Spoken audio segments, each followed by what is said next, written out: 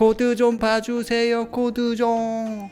지난번에 이어서 리액트 타이머와 관련된 질문의 두 번째 영상입니다. 리액트에서 카운트다운 타이머를 어떻게 구현하면 될까? 라는 질문이었고요.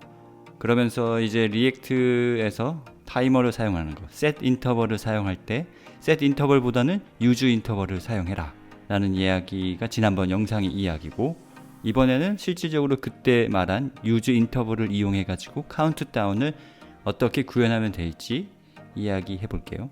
여러분은 지금 코드정을 함께하고 있습니다. 네, 바로 구현된 최종 결과물을 먼저 보고 어떤 방식으로 이런 걸 만들어 가는지를 살펴볼게요. 이렇게 하면은 여기서는 기다리세요 나오고, 위에서는 타이머를 이렇게 가요. 그러다가 시간이 다 되면 지났습니다. 그렇죠? 마이너스가 되는 순간 이미 지났습니다가 되는 거고, 남은 시간 이렇게 나오는 거죠. 앱의 구조를 볼게요. 이 펑션 앱을 먼저 살펴보면 내비가 있죠. 어떤 내비게이션 바라고 할 만한 애가 있고, 그 다음에 카운트다운 뷰. 카운트다운 뷰에서는 남은 시간을 표시해요. 그리고 그 밑에 이미 지났는지 아닌지를 보여주는 애가 있죠. 여기에서 보면 사용하는 거는 실제 우리가 목표하는 시간을 ISO 스트링으로 표시가 되었고요. 이 IS 스트링을 기준으로 카운트다운 뷰에게 시간만 알려주는 거예요. 시간만 알려주면 남은 시간을 표현하게 되고, 그 다음에 이 시간이 지났는지도 use interval value를 이용해 가지고 우리가 만들고자 하는 value는 지났는지 아닌지 잖아요. 아직 안 지났다, 그거를 이제 불린 형태로 나타낸 거고요.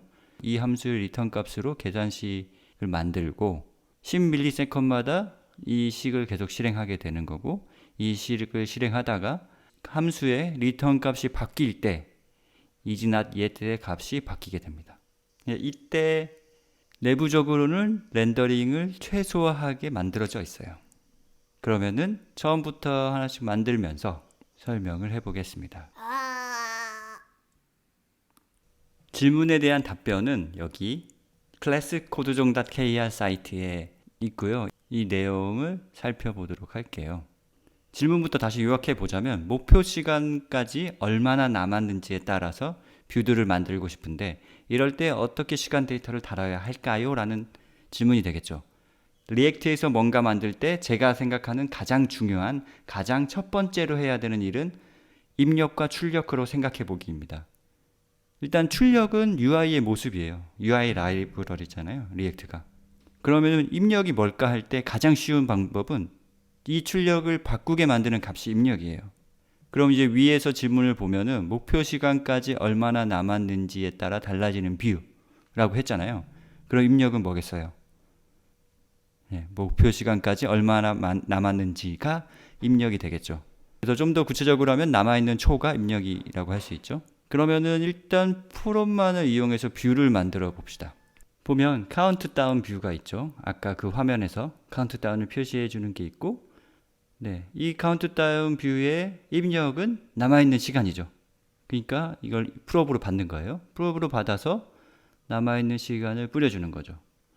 그럼 이렇게 이 남아있는 시간은 입력이기 때문에 카운트다운 뷰를 사용하는 앱에서 그 입력 값을 만들어줘야 됩니다.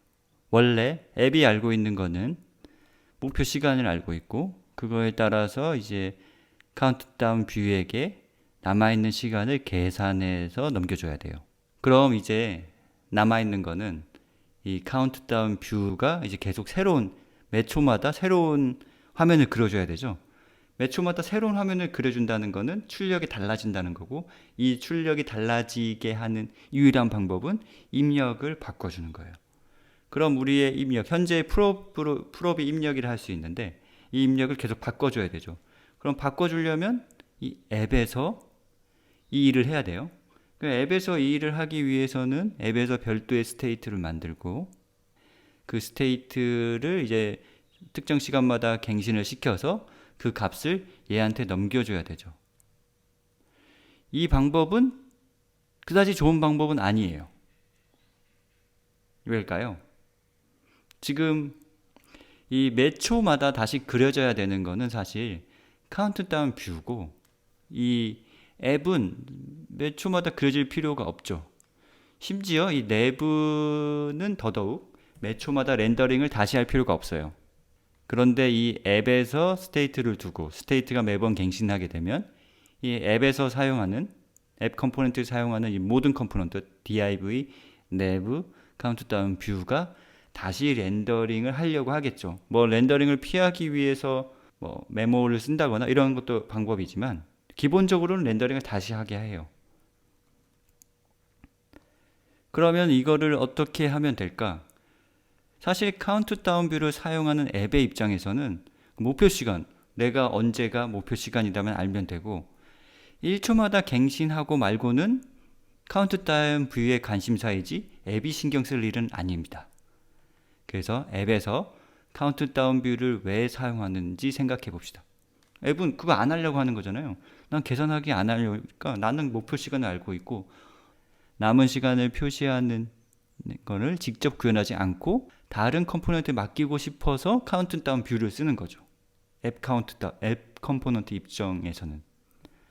그러니 앱은 타겟 그 시간만 알고 이를 카운트다운 뷰에게 알려주기만 하면 됩니다. 그럼 카운트다운 뷰가 이를 나머지는 알아서 해야 되죠.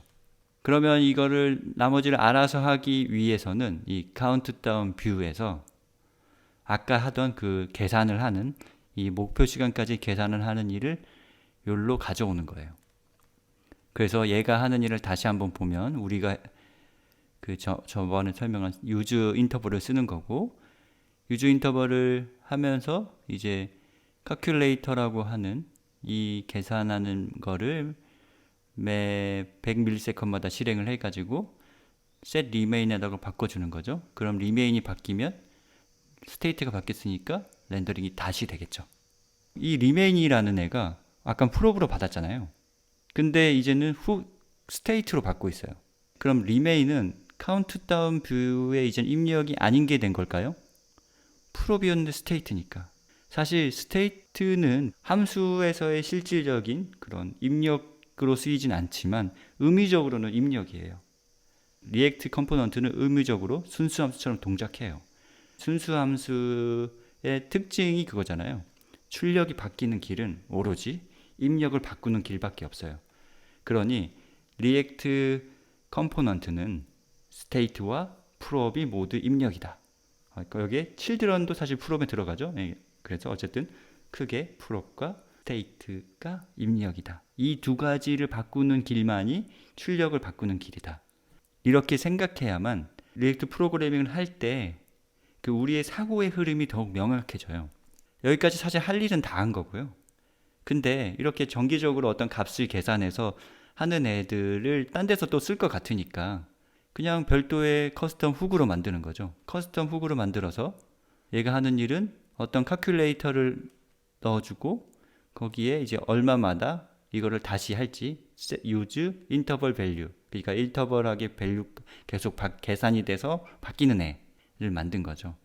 그러면 사용하는 방법은 남은 시간을 우리가 계속 갱신하고 싶은 거잖아요. 계속 다시 계산을 해서 남은 시간을 바꾸고 싶은 거니까 use interval value라는 애를 쓰고 여기에 함수를 넘겨요. 함수의 리턴 값이 우리가 계속 갱신하려는 값이고, 그러니 타겟 시간과 현재 시간의 차이를 초도 1000으로 나눈 건 이제 몇 초 차이 나는지를 보는 거고, 이거를 10ms마다 해보라는 거예요. 어쨌든 이렇게 바꿔보니까 잘 읽히고 정기적으로 계산을 해서 달라져야 하는 값을 화면에 뿌려줄 때 use interval value를 사용하면 되는 거예요. 그래서 아까 우리 이미 지났어요, 기다리세요 하는 애처럼 이거는 앱에서 그걸 뿌려주고 싶은 거잖아요. 그럼 똑같이 그냥 use interval value를 하고 지금 시간과 목표 시간과 지금 시간의 차이가 존재하는지, 그러니까 양수인지 음수인지를 보고 지났는지 안 지났는지를 판단할 수 있는 거죠. 이렇게 해놓는 거죠. 그러면은 코드가 읽히는 게 무슨 일을 하는 컴포넌트인지 명확히 보이는 거죠. 그럼 리액트 컴포넌트로 작성된 코드를 볼 때 이 컴포넌트의 이름과 이 컴포넌트가 넣는 입력을 보고 이 컴포넌트가 어떤 모습의 뷰를 그리는지, 이 리턴 값까지 함께 봤을 때 그게 쉽게 이해돼야만 잘 짜여진 컴포넌트라고 할 수 있어요. 리액트에서 카운트다운 타이머 구현과 관련된 두 번째 영상은 여기까지고요. 이제 또 재밌는 새로운 질문, 재밌는 코드 리뷰 요청이 올라오면 새로운 영상에서 다뤄볼게요. 이 코드 좀 봐주세요. 코 좀 바코를 어떻게 신청하는지는 코 좀 바코의 소개 영상에서 다루고 있고요.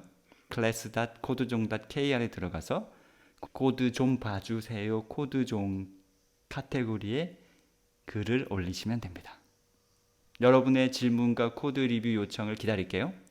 그럼 오늘도 즐거운 코딩 하세요. 구독해주세요.